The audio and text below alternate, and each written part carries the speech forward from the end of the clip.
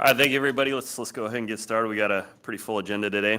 We're here for the July meeting of the Enterprise and Utility Oversight Committee of the whole. We're noticed from 11 a.m. to 12 p.m. And we'll go ahead and start with member introductions. To my left, Mark Littlefield. Anna Brawley. Christopher Constant. Zach Johnson. I'll also note member Bronga is here, but stepped out of the room momentarily. And I believe we have member Rivera on the phone, correct? Present. All right, and then for our first presentation, am I right?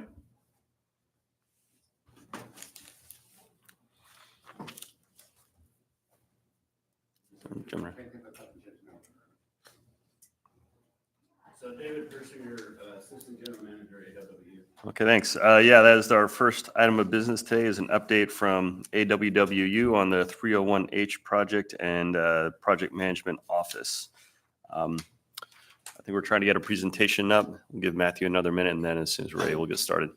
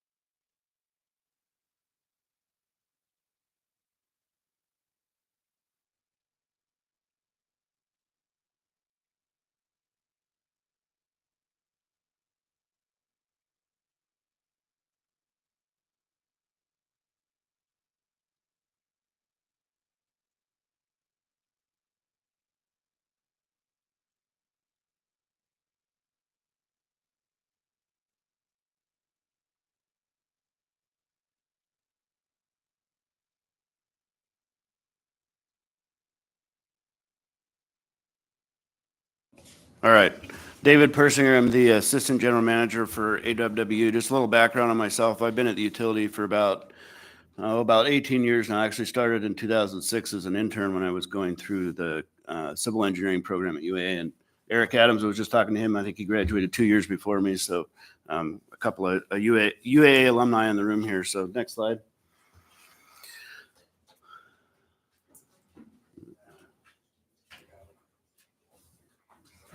All right, so what is the purpose of this presentation? So primarily what we're here to talk about is the Asplin Water Pollution Control Facility and our National Pollution Discharge Elimination System, NPDES 301H permit renewal. I'm going to give you a brief update on that and then pivot to the real purpose of this presentation was to give kind of a status check on it, but also some additional work and some upcoming assembly action that we will be coming before you probably in the next month or so, amendment particularly to the permit integrator contract that's with Jacobs that's helping us go through this permitting process.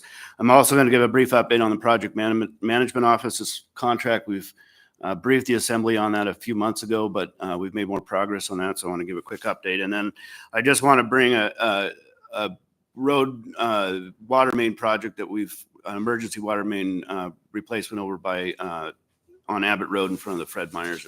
That's kind of a recent thing, and it's going well, but I just want to make sure the assembly is aware of that. Next slide, please.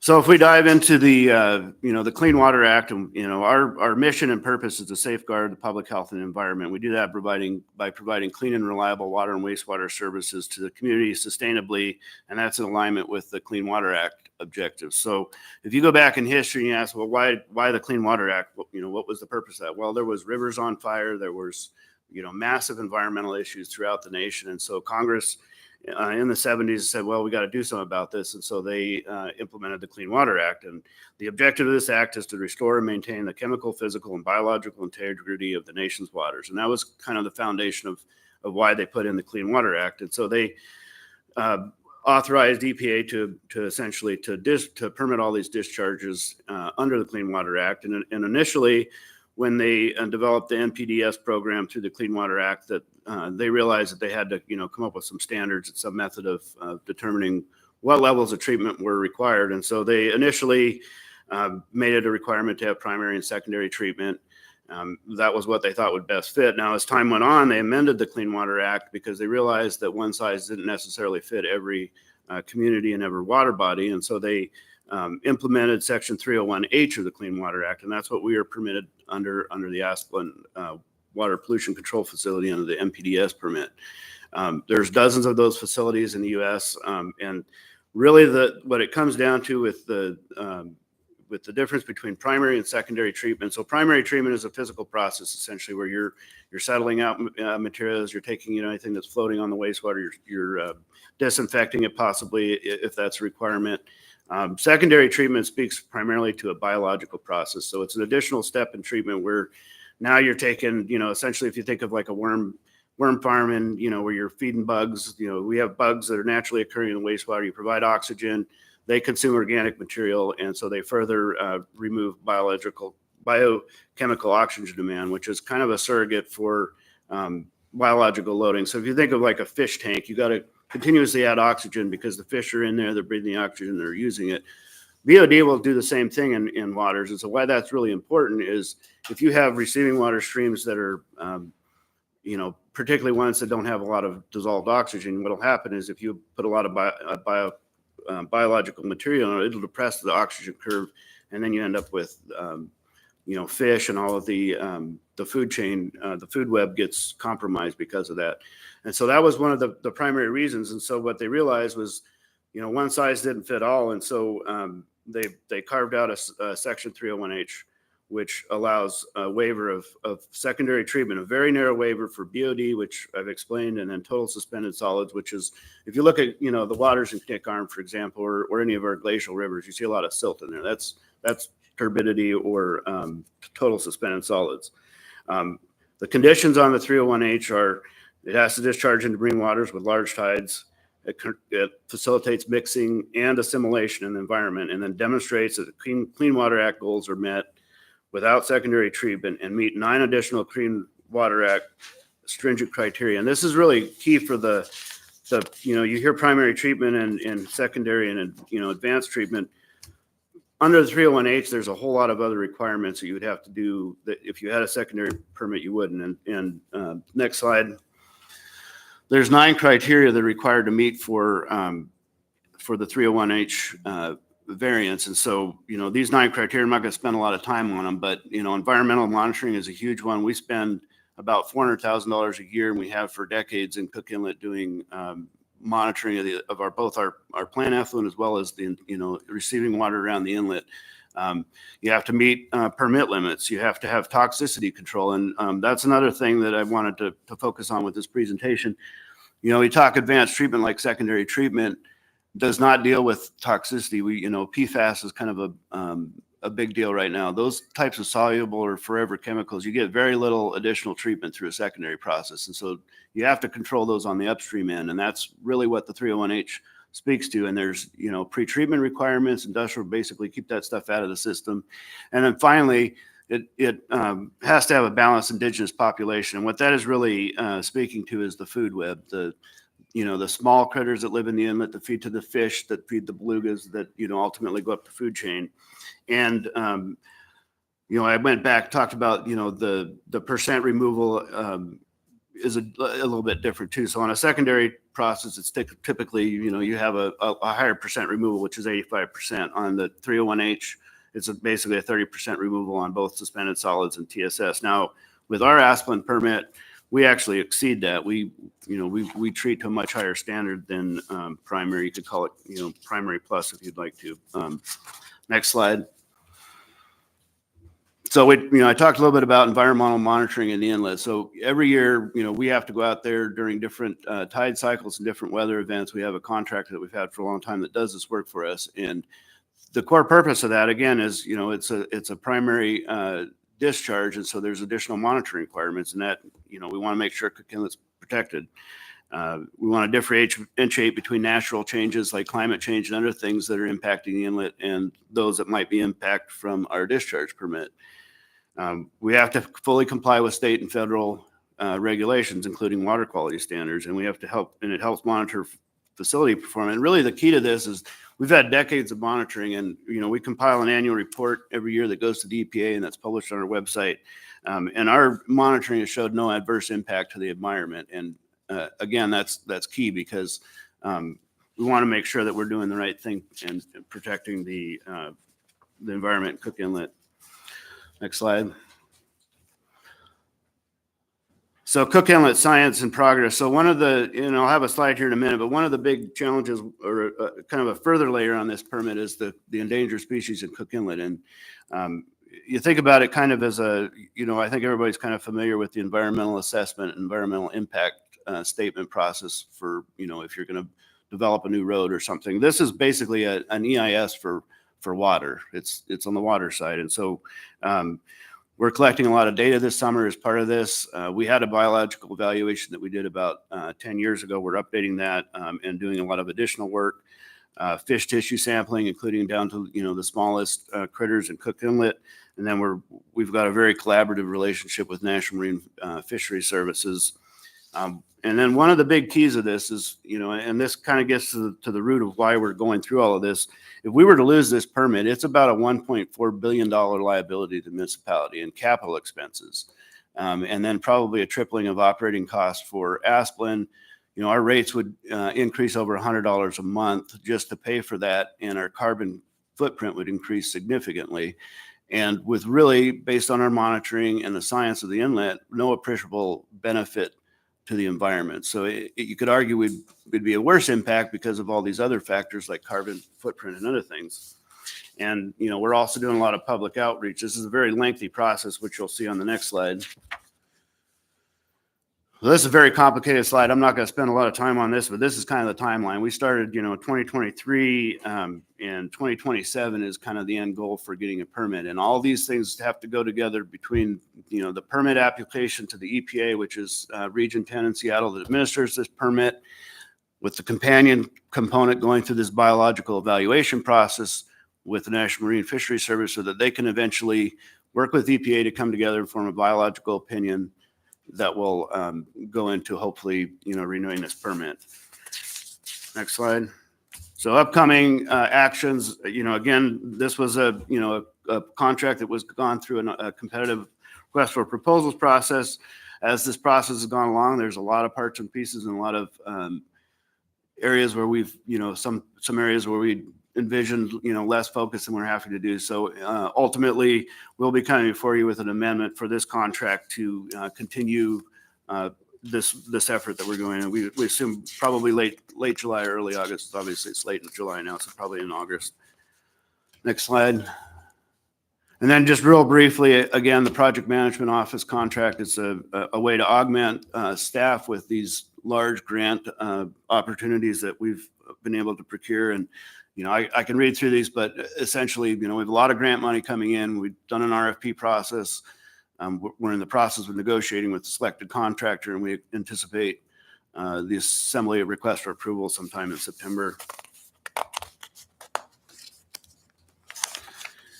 And then I just wanted to real briefly talk about this.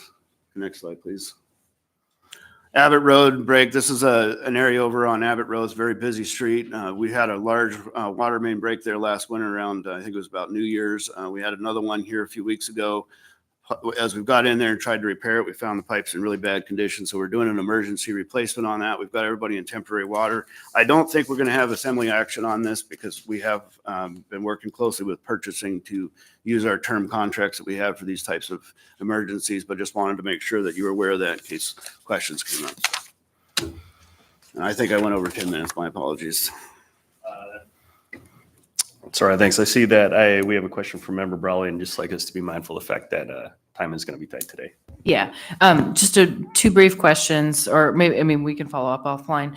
First, on the project management, I appreciate that. I do think that is a need, but I also am aware with that being, contractors, then we're having to go outside of our usual staff. I just wonder, is there a discussion maybe in your strategic plan, for example, around kind of increasing project management capacity within AWW, or is it just that there's just too many big things right now and that you guys just can't manage the way you normally would? I think it's more of too many big things, and you also got to realize that this work ebbs and flows. And so bringing a lot of staff, staffing up for that is challenging. We fully intend to use our staff to the maximize possible. We've also had some challenges with recruitment and, some of the, competitiveness with other entities vying for the same people. But essentially, we're maximizing the use of our staff, using this to be able to administer some of these. And, grant funding also takes, there's a lot of I's to dot and T's to cross to make sure that when that gets audited through the federal agencies, through the state and the federal agencies, that we, everything's done correctly so we can make sure that Thanks. And I wasn't trying to imply that you guys don't have project management experience or skills. So I appreciate that. Other question, and I know this is a bigger conversation. I appreciate the reasons why we want to renew the permit that we have on the Asplin facility. And I know the cost of the future piece. And I also appreciate the comment that we have not seen adverse environmental impacts. However, long-term, I guess, is it AWW's position that we continue into the indefinite future to just renew this permit, or at some point are we going to be required to, or is it a benefit to us to plan for having to meet that higher level standard, doing that secondary treatment? Is that 20 years out, or is that really just, it's too far out to even forecast? I would say that that's too far out to forecast. I mean, this permit originally, the current permit we're operating under was issued in 2000, and in 2005 we did a reapplication, and it's been on administrative extension since then. We're very cognizant of the environment and protecting the welfare of the Cook Inlet is a huge priority for the utility, and it's really the core of what we do is providing safe and reliable water and wastewater services in a responsible manner. I can't predict the future. I think regulations are constantly changing. We've seen that with, the PFAS, there's human health criteria coming, microplastics becoming and other things. So looking at the future, I don't think I can really give you an accurate answer on it, other than that the utility will do what is right to protect the environment. That's really kind of the core of what we're doing. And we're adaptable. If something comes out of this process that says we need to do something different, then we're going to do that. We're going to look at it and figure out a way to make that work. Okay, fair enough. Thank you. All right. Thank you, Mr. Persinger. I think looking at the clock, we should go ahead and try and get going with our next presentation.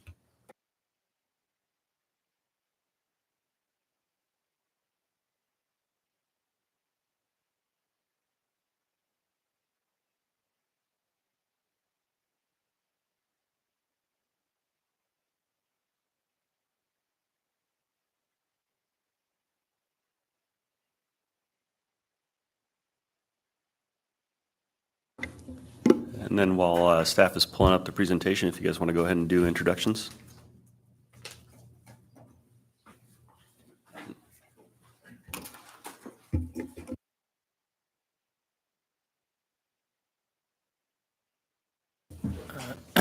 Good afternoon. My name is Eric Adams.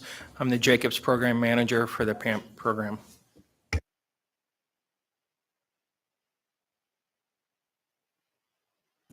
It was green. Steve Rebuffo, Port Director. And I'm Bill Falsey, the Acting Chief Administrative Officer. All right, thank you, gentlemen. When you're ready. Okay, thank you. Today, we're just going to give you a brief status where everything's at.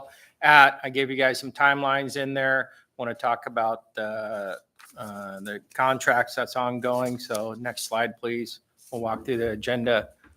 NES 1 updates, assembly action on contracts, T1 construction contract and a crane purchase agreement, T1 builder's risk insurance, T2, Steve will speak about the design advisory board vote and schedule.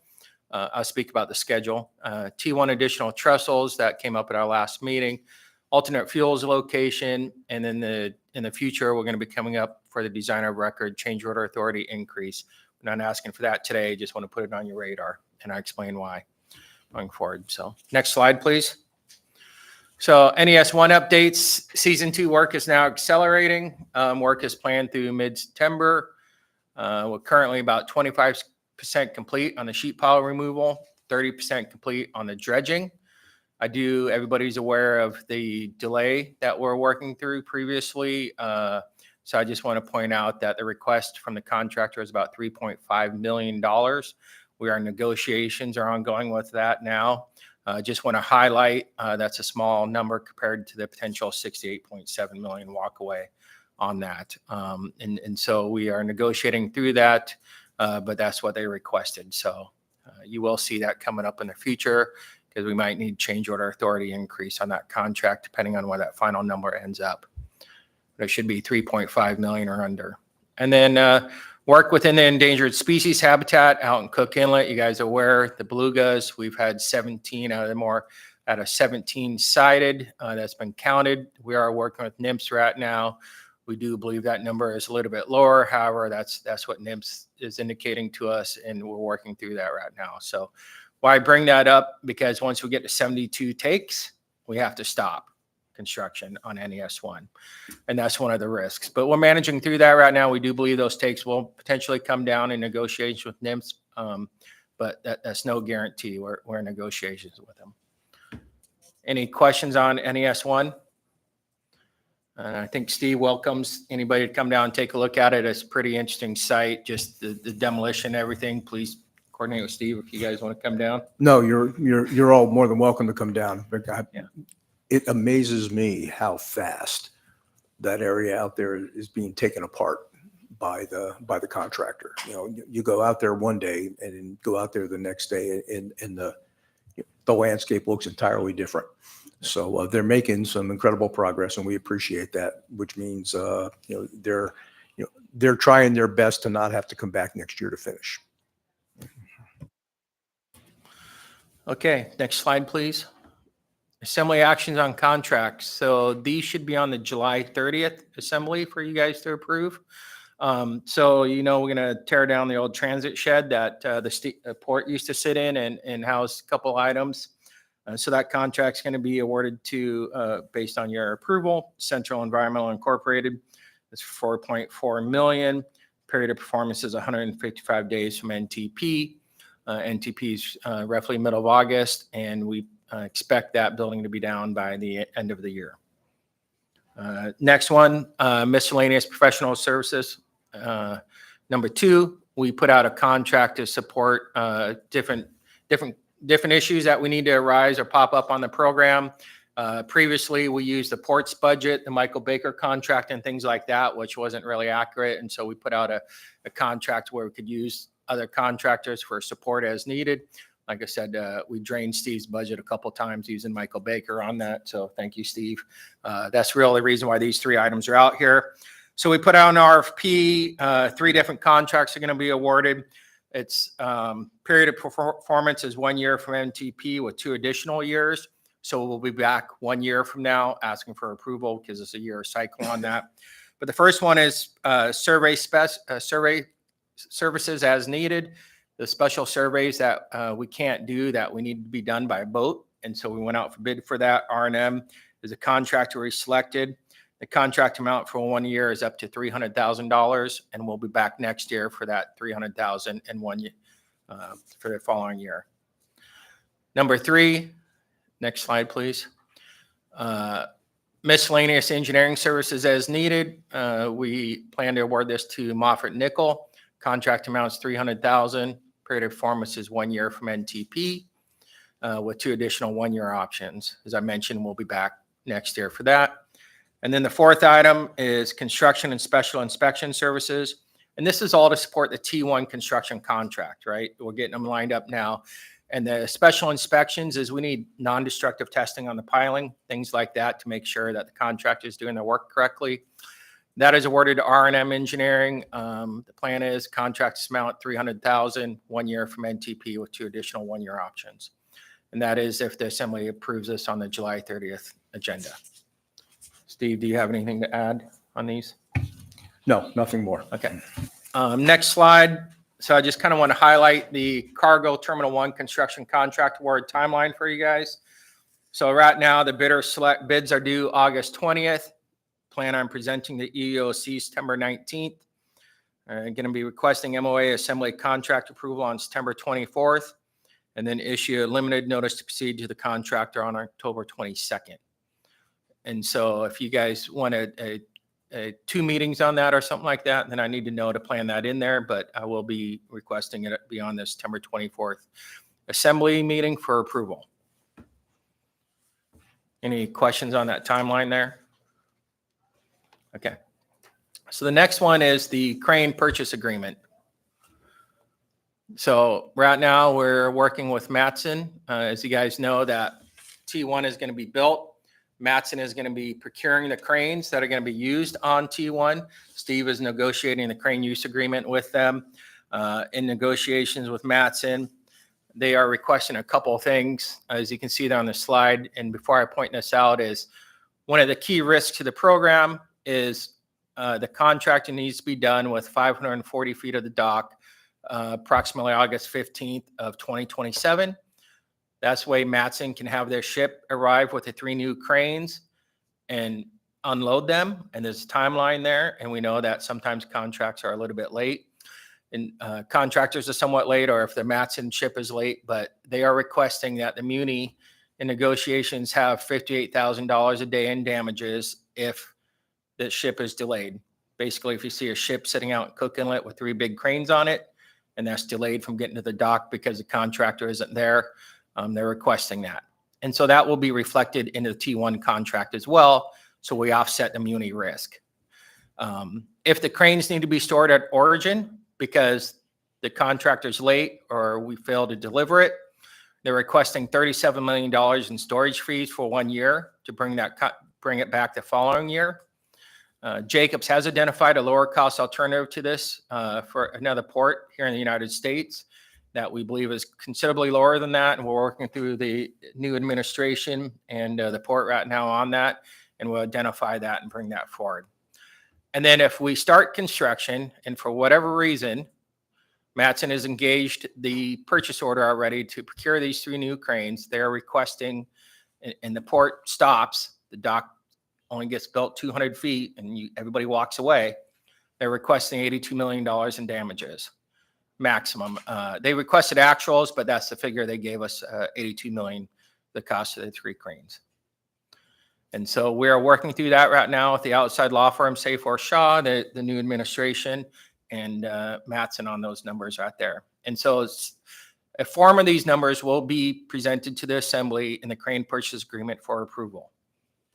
I think there's going to be a lot of questions, so please jump in here.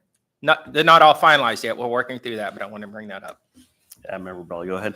Yeah, I guess in the interest of balance, what damages are we requesting from Matson? And I know that's a question for the Muni, because it does seem like I can imagine multiple scenarios, right, in which somebody is left holding the bag. So just curious, maybe for Mr. Falsey. I'm going to actually defer to the project manager on this one. This one, we are still working and actually are going to have an internal meeting about some of these scenarios even next week. So as we're coming up to speed, I'll defer to Eric.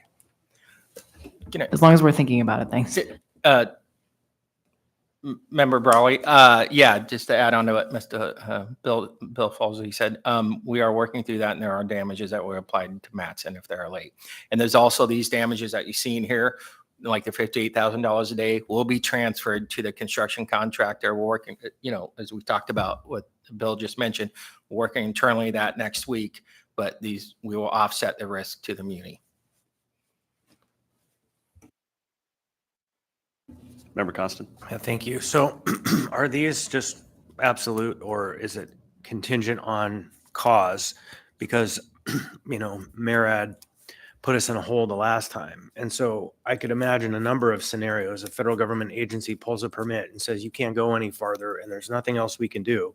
That's outside of our control. Why in the world would we be on the hook for $87 million? There will be in the crane purchase agreement an offshoot because if we cancel that after a certain time, I don't have the exact date yet, but if we can shift that time frame, like if they put in their purchase order for, say, November of this year that we need these cranes delivered, I don't think that's the exact time frame when it's going in. I can't speak from Matson, but there is a cost where the cranes would be, if you think about a factory line, right? 3 cranes coming off, we would say, okay, we need to pause on these 3 cranes. And then in a year, we need those 3 cranes back. And so there is that cost that we're working through right now, but those cranes would be jumped in like a factory line. And so those cranes wouldn't be sitting there necessarily where would be incurring that entire cost. So I think I'm talking about the $82 million. That was the scenario was all of a sudden they pulled a plug and the port is done and everyone walks away and all contracts are done and there's no port project moving forward. And we now owe $82 million. And it was because and I support the belugas, but because there was a crash in the beluga population and the federal government said, no more work, stop, for done, you're done, port is over. So are we on the hook for that $82 million under this current rubric? If we were having a third party come in an extraordinary way that we aren't liable for? So Matson has requested actuals between us on what that total cost would be. The costs they shared with me, the cranes are 82 million. And so we'd have to work to offset those costs in those damages, Chris, that you're asking about. So I do believe those costs would be lower, but we'd have to work with Matson. And those are some of the things that we're working through negotiations with them So right now. bottom line is, yes, it doesn't matter, act of God, we're on the hook for the damages. If the cranes have been ordered and in the production line and we can't sell them, then we would be on the damages. Sounds like a really bad deal. Doesn't move me towards yes, that's for sure. Well, we do have other options on that. If the Muni doesn't like this right here, and I think, Steve, we talked about it, there's the option, it carries risk, but there's the option that the city procures the cranes themselves. But if we procure the cranes, the city procures the cranes themselves, we can't use any federal funding for them. So we will have to bond separately, most likely, for those, and we're not allowed to use federal funding. And that gets into the permitting and all that stuff. But if we buy in the Buy American Act and all that stuff, but if we made the decision to buy the cranes on their own, we would have to neglect any federal funding. So we're So not would in the that Buy mean in the long run that we would be charging for the use of those cranes as a port as opposed to for both Terminal 1 and Terminal 2? Would we be then the one in the position who would be gaining revenue from the use of those cranes? Well, if we were the owners of the cranes, then we could lease them out, if you will, to whoever had a requirement for them. I mean, Okay. we know steady state normal around here, there's one principal user as of today. And the arrangement that we have with them through the crane use agreement is when they're not here using them, anybody else who needs them has the option of requesting their use. And Matson Horizon Lines before them was, happy to accommodate. And they were paid for that. Yeah, Right. and there is, there's a line item in the tariff now, but we don't exercise it all that often because, we don't provide that service. The Matson provides that service. Right, they But- gain revenue from it. Right. I'm just looking at this as a strictly risk-based question. If we're going to take on $82 million of liability, then that is certainly an argument worth exploring. We should probably own the items if we're going to take on the liability, because we're going to pay one way or the other. We might as well just pay once instead of pay twice or pay over and over again. And so that certainly raises a number of questions for me worth hearing in your analysis when we get to that part of the conversation at the end of the month or wherever we get there next month. And so we also know, of course, that we filled the rail in for the cranes on Terminal 2 that we have now, the Ro-Ro terminal, because we believed there was going to be some use for it across the terminal and there wasn't. And so we filled them in with cement because they were a hazard. And so it might all be kind of blue sky that we're spending more, getting more cranes and going all that way down, but that's a different conversation. I am really concerned about owning that liability for And- things that are and- not our, Yeah, and so are we Creation. too, because the devil is in the details on how this works out. So before we have a crane purchase agreement that we're satisfied with, we have to vet all of this. right. And if we are looking at the long-term plan of finance being that we are going to have to use tariff money at some point, then this might be right. something worth tariffing for, because it would at least generate revenue at some point in the future once it gets rolling, instead of being a profit center for one of the operators. And watch me not argue with you. I like that. Can I add, Mr. Constant? Just, I want to be clear. We can't tie the cranes to the Tiffy loan, and we can't tie the cranes to any federal permits. So, I okay. heard you, but the reality is we No, I will be agree. selling bonds, revenue bonds, we'll be funding this through tariffs. We have to use all of these vehicles. The plan of finance contemplates all of that and grants and other sources. So we can't use the grants, we can't use the Tiffy loan, but we are going to have at some point in this $2 billion arc tariff funded expenses. And so it seems like it might be one that actually generates revenue, is one that is worth making that decision on. If in fact it reduces our liability on the front end by $82 million and positions us to be able to manage the operation better. So I do want to point out, I think Mattson might have some stipulations in the crane use agreement on who can use the cranes. And Steve, not to put you on the spot, but do you mind commenting what Mattson has indicated who can use the cranes? I hate commenting on something that isn't finalized yet. Okay. I'll kind of, if you don't mind, I'd just like to hold off until we've had some conversations that we've not yet had. Judith, I guess I'm going to work with Bill and Steve and the new administration, and this needs to move. And so we'll be in discussions with administration quickly on this. I have myself, think probably just one quick question. In that scenario where we have to pay $82 million in damages to Mattson, do we then take ownership of those cranes? No. So it's just $82 million out the door and no cranes? So the crane purchase agreement isn't finalized, right? I just want to clear it. I'm letting you know this is what the vendor requested of us, right? We're not putting this in front of you guys to sign up right now. I'm sharing the information that the vendors requested. I'm not, you guys have to approve it. My job is cost containment, schedule containment, and risk containment. And that is what I'm going to deliver for you guys. We're just not there yet. I'm just letting you know of these. And for my part, I'll say this is one that the new administration has not had any insight into yet at all. So we're not making a recommendation to you. I think this is just cards face up, open transparency. This is the current state of play. Yeah, obviously some important questions to answer here, but the one worst case scenario wherein we have to effectively pay for the cranes twice is unsettling, but sure, more to come. Yes, more to come. Next slide, please. So this is standard builder's risk insurance. Decision was made that the POA will procure builder's risk on this. We've been working with Marsh McClellan and the MOA risk department. Final builder's risk price will be dependent on the contract value only on new or temporary work. And the MOA assembly action will be needed during November, December meetings. And so what will occur is once we receive the bids, we'll send that information off to Marsh McClellan. They'll go out and get estimated costs for this. And we'll be bringing forth a builder's risk price to procure for the city on this. I believe we have a question from member Bell. Yeah, and I know we still have other things to get to as well. Just briefly, I was wondering, because I've heard anecdotally a lot of insurance has gone up for a lot of people. For example, older buildings, right? There's a lot of different insurance products that have become more and more expensive. Is this one of those areas that has seen a cost escalation in recent years? Or, because I know it has to do more with, it's different than insuring a building that already exists, right? But I'm just curious, has this part of the industry also seen that cost escalation? And speaking with them, I don't have the exact percentage, but there has been some cost increase on this. I don't have that. I could ask Marsh when I meet with them next. Yeah, and I'm just saying it's too bad there's more and more Okay. Yeah, awesome.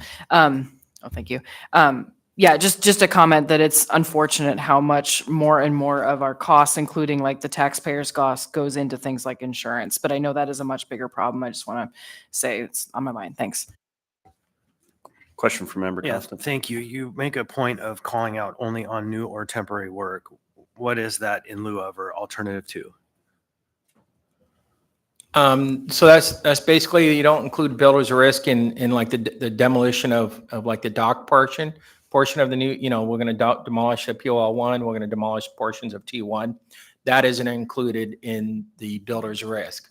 And so when we get the final contract value and that's called out on the bid, we remove that demolition part, say it's $30 million, right? That I don't know the exact cost, what the bids will prove that. And so that lowers the builder risk costs that the community would have to pay for that. Did that answer your question? So it works both ways though, right? So imagine we save a lot of money, it comes out quick. That's your scenario. I love it. But on the other end, all of a sudden we find a vat of petroleum that's down there and we realize there was a massive World War II toxic waste dump and we have to get rid of it. We're on the hook for that. Yes. So it works both ways. Yes. Okay. Thank you. So this want to just point out, I know you guys are busy in November during budgeting process, but this will be key that we have that time frame in there, and so we'll work with you guys on that. So I just want to point out. So next slide, I think I was asked to provide this Cargo Terminal 2 procurement timeline. Steve, you want to chat about the DAB vote, and then I'll walk through the timeline. Well, only that the Design Advisory Board met to make this decision a while back, and the vote was unanimous amongst the 5-member Design Advisory Board at the time that the recommendation through the mayor to the assembly would be to make Terminal 2 the same width as Terminal 1. And all that paperwork has been submitted to both administrations, the outgoing and the incoming.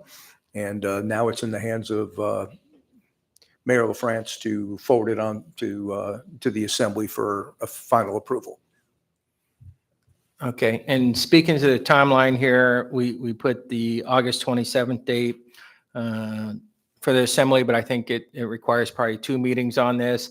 As you can point out, look in the middle there, the design complete January 29th of 2026.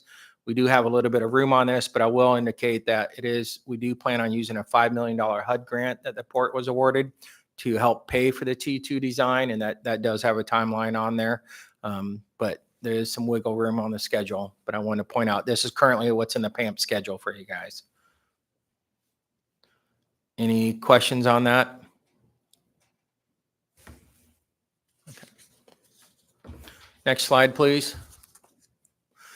Okay, at the last EOC I was at, I think there's a question that came up for additional trestles. You can see we've looked at that. We've looked at it. This is a previous diagram. So this is what it'd look like if we added 2 additional trestles to this on T1 in the future. Want to be key there. That would have to be in the future. These are not included in the permits now. And we would work with TOTE. They might shift a little bit left to right a little bit, but we'd work with TOTE for the exact dimensions on their carrier to make that T1 work for them. We have a question from Member Constant. Thanks. Was there any cost analysis?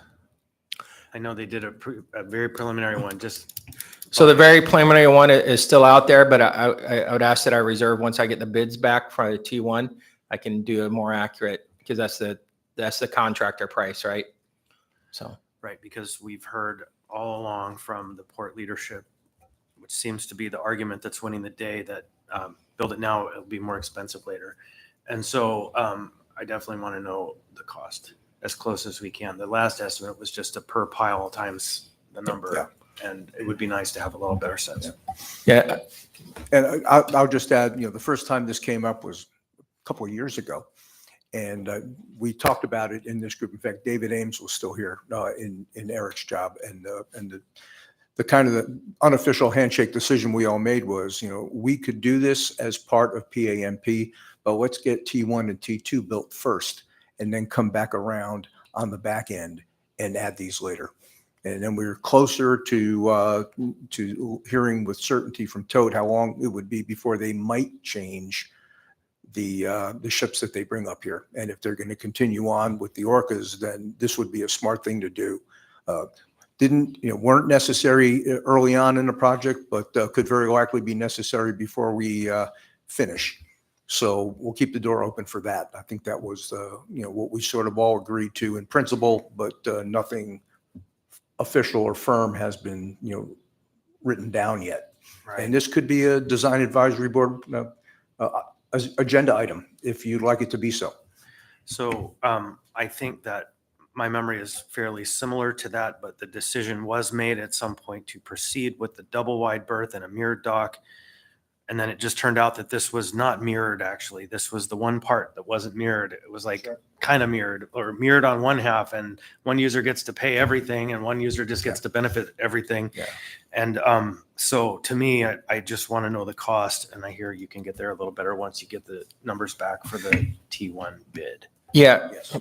Right now it'd be that, if you remember the classifications, it'd be a class 4 big number, right? When we get T1 bids, that will help offset, like, this is a contractor price for concrete and steel and stuff. So we can get a little bit tighter for you, Mr. That would be Constant. very helpful. Thank you. Okay, next slide. So you guys might be hearing from members of the community or stuff like that. Every 2 weeks, we have a port user meeting that we talk about items. I just want to bring this up. So one of the things that we asked the design of record for T1 to do is to look at if we added a fueling option to T1. If you remember, there's a petroleum terminal, which is phase 3 of the PAMP. Numbers roughly $200 million to build that. We're looking at what if we add fueling options to T1? And could we reduce that future petroleum terminal in the future? We're not sure yet. So we are looking at all these options right now, but we looked at 4 options to adding fuel offloading capability to T1. Option 1 is a marine loading arm. Option 2 is a mobile hose tower. Option 3 is a hybrid hose tower, and option 4 is a hose reel.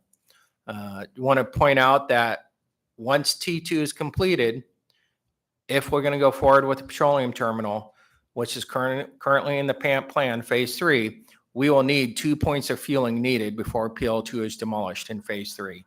So no matter what, we will have to have an additional fueling option before we demolish POL2.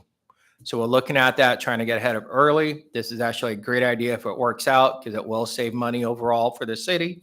And we'll use it, and we use the design of record for T1 to do this study. And so I think this is really a positive point that Steve pointed out to us and requested. And so I want to thank Steve saying, let's think about this, and we are. And so it's a positive point for the program. Any questions? Thanks. First, I appreciate that this is on the table. I met with one of the petroleum users probably around this time last year, and that person was very concerned that this was not being discussed. So I appreciate that we've moved forward and put it on the table.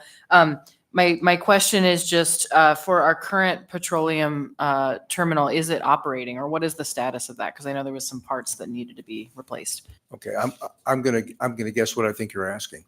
Okay, there are 2 petroleum terminals in operation now, old POL1 and POL2.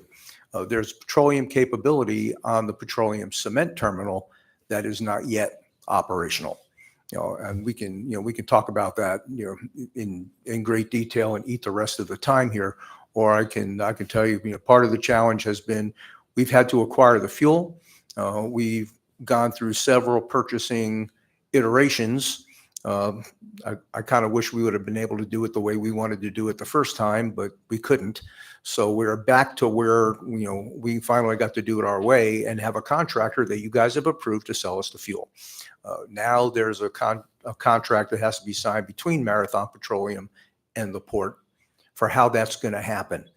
And it's just been intriguing because they're treating us like we're a brand new petroleum customer that's going to do business with them forever and ever. And we've had to give them W-9s and 5 years worth of financial documents and on and on and on for a process that is frankly only going to take 4 days. And we're going to make one purchase of about 140,000 gallons of fuel to do this. It's taken longer, surprisingly longer than we thought it would, but we're marching through it, and we've got a lot of help from the legal department to get that done. And as soon as we get this contract signed, we can do this test and then open up the PCT for petroleum tankers and barges to use. I'm going to be cautiously optimistic that by the early fall, we will be at the point where we're done with all of this and can say, no kidding, PCT is open for petroleum tankers. It's just been frustrating as heck how long this has taken. We move at the speed of government. There's just not anything else you can do about it. Yeah, heard. Thanks. And so, yeah, looking forward to that being fully operational. Thanks. Just one thing I want to point out on this is key, because we talked about the additional trestles on T1. If this plans out, just mention we're in the early phases of planning. We have a preliminary report that we're working on, that we're working the details. But if we do install a fuel system on T1, it will be much harder to put in the 2 additional trestles. Just want to make that, I can't promise both of them, but it will be a challenge. But if you think about the total cost, it could be a potential if the demand's there that, the PT terminal, might not be needed. I can't guarantee that yet, but that's in the plan, and we're working through all those options. And if the economics show that we need the PT terminal, then we'll bring that. It's currently in the plan. So Any questions on that? I might have a question. Let me pause real quick. Is there anyone who's going to be here for audience participation? I see one hand. Okay, we'll make sure we save you a couple minutes at the end. I will be done. One more slide. Can I just ask you real quickly on this while we're just talking about the fuel options? You say we need an additional fuel option before we're going to demolish POL2. Is that to say that it's going to need to be one of these, option 1, 2, 3, 4, or are there other possible ways to accommodate that aren't contemplated here? Well, we look at the most cost-effective way to do this right now in the PAMP program that's been approved. It was the alternate fuel location was on T2, right? And that's when it was independent peers out at T2. And now that we went to uniform face, right? We looked at, well, maybe it's best if we put it on T1. It saves money because you don't have to run the underground fueling that long. You'll probably need a pump station to get it from T2 to the POV. And so we looked at all those right there, and we're looking at all the options. And these are the 4 options that we looked at to put on T1. So, yep. Okay. Next one is coming up in August, September timeframe. We will ask the assembly to approve change order authority so we can, next slide, please. Change order authority increase will be requested for the designer of record, and that's to provide support during construction from N2P to completion, August, September timeframe. You guys will see that coming forward, and that is to support any questions that come up during construction. And the only other I have is, I think at the next EOC meeting, I think we need to request about 30 minutes. That's all I have. Thank you. Any questions from members? I'm sorry, I'm a little late to this. Let me just know for the record that member Perez Verdia did join us on the phone. If I might. Member Constant. What is DOR, did you say? That's the designer of record for Terminal 1. Thank you. Mr. Rebuffo. Yeah. Well, let's close out this part of the presentation first, because there's a couple of things you've asked me to come here and talk about from Tuesday night that I can address really fast. Yeah, if you can be quick, please. Okay. Well, the first one is I wanted to let the body know that this morning we could short one float. We completed the float installations down at the Ship Creek Small Boat Launch. Okay, so there's plenty of floats in there now for it to be almost normal operation. We had to put the last one in, but we lost the tide. So when the tide comes back in, we'll go ahead and put that final float in, and then all the infrastructure for the Ship Creek Small Boat Launch for this year will be in place. So I wanted to just let everybody know that. The other one was the warm storage building that was on the agenda for approval of the contract with STGP on Tuesday night, that it was pulled so that we can talk about what the heck that is. So just, if you don't mind, I'll take a few minutes and tell you just what the heck that is. All right, the warm storage building is a fancy name for a sand tent. We needed a storage facility down at the port. We've had one for decades, where all of the sand that we use for keeping the roads clean and open during the winter on the port, we kept all our sand down at the port. It happened to be located in what was the optimal place to put the new administration building. So, and it was getting on in age, and we were going to just kind of tear it down and put a new one on site anyhow at some point. But this was an opportunity to go ahead and clear the site for the new administration building and plan for reconstructing it someplace else on the port. And that's what this is all about. It's replacing the sand tent that had to be moved for making room for the new admin building, and putting it on a site where it's a little more conveniently located for the road sanding operations anyway. It's going to be down by the Security Command and Control Center on the flats at the bottom of the bluff. And that's what the request is for. Okay, thank you. I think Member Brawley had a question. Yeah, the question I had is, having dug deeply into the cost of building a tent last year, I think it was 3.5 million. That looked really low to me. So I just wondered what is the scope of what's in there? Is it all the site work? Is it the foundation? It's all of the above. Okay. It's all the way up through construction of the facility, and it's a design build contract. So what it exactly going to look like, it remains to be seen. We've got notionally in our heads and we remember what we had the last time, but it could conceivably be a little bit different. It could be a hard side structure. It could be the same steel with a fabric cover structure that we had the last time, to be determined. But that was the intent of this. Yeah. Because right now, when we have to get sand, we drive to the street maintenance building and tote it as required back over to the port and use it. And it's way more convenient to have it on hand. And to the chair, I'll just say, in the interest of time, we asked for that to be delayed to the next assembly meeting. I get the sense that we're probably going to ask for it to be delayed a little bit further, so there'll be occasion to dig into this alternative, if in fact this is the alternative we want to go with.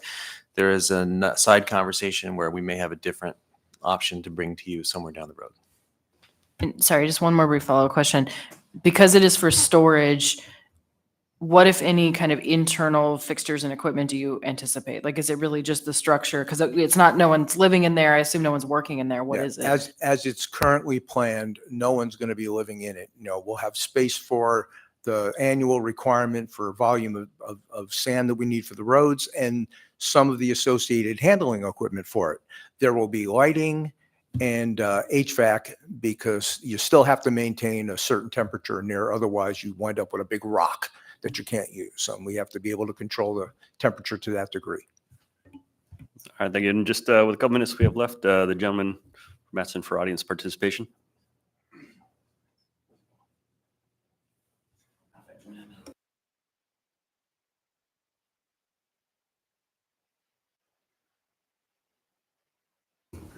For the record, this is Dylan Faber. I'm the Community and Government Affairs for Matson in Alaska. Wasn't planning on making any comments today, but it seemed like there was quite a few questions around the slide regarding the crane agreement and the manner of, or in the interest of efficiency, just wanted to address a couple of things. We were asked, Matson was asked, what are your liquidated damages? We weren't requesting it. We weren't demanding anything. It's actually our preference that anything in that agreement would be actuals. But since we were asked what was our liquidated damages, we had to think through a variety of scenarios. And one of those scenarios is, what if the dock is never built? Which in our mind, hopefully that's not a conceivable scenario in anybody else's mind, but we had to put that down there. And in reality, that is the only scenario that has happened in the history of this project with the failed intermodal expansion program. And at that point, Horizon Line had purchased cranes, and they had nothing to do with them. They had to try and sell them at a significant loss. And so that's the reason why you have a liquidated damage number in there of what the purchase cost of the cranes are. Now, to Assembly Member Johnson's question about, are we purchasing the cranes twice? In that scenario, no, because if you were purchasing them a second time, that means that you have a dock out there to put them on. And so you wouldn't be liable for those damages. You may be liable for some sort of storage costs associated with it, but you wouldn't be purchasing cranes twice. Now, within that, if the municipality wanted to lower its risk for liquidated damages, you guys could push the delivery of the cranes back to the following spring. That would limit any possibility of there being a delay, storage costs, things along those lines. But I think that has an even more significant impact on the overall timeline of the project. And so we're trying to get the delivery of those cranes in by August so they can be commissioned, and then the municipality can move on with the construction of Terminal 2 in that following construction season. So that's one way to limit them. At the end of the day, I think we're all partners in this project. We all want success. We've got confidence that this is going to be a successful program. It's being well run. And we hope that any damages, actual or liquidated, won't have to be used or claimed in it overall. To Mr. Constance, or Assemblyman Constance's point, whether or not, what if a entity stopped construction? Well, that could be either a force majeure and within your guys' agreement that you have with us, or you would have to indemnify whoever's fault it was that project was stopped with. And so that's the way that I would see how we would move forward on that line. Now, that's more of a question for the attorneys, but that's how you would see it moving forward. Maybe. Okay, thank you. Any questions? Oh, we're out of time for today. Okay, but I excellent. anticipate- I'm available as needed. Yeah, thank you. I imagine we'll probably have more conversations about this in the future, but thanks for coming up and then making those points. So with that, it's 12 p.m. We got another meeting here in a few, so I think we will adjourn the UOC for today. Thank you.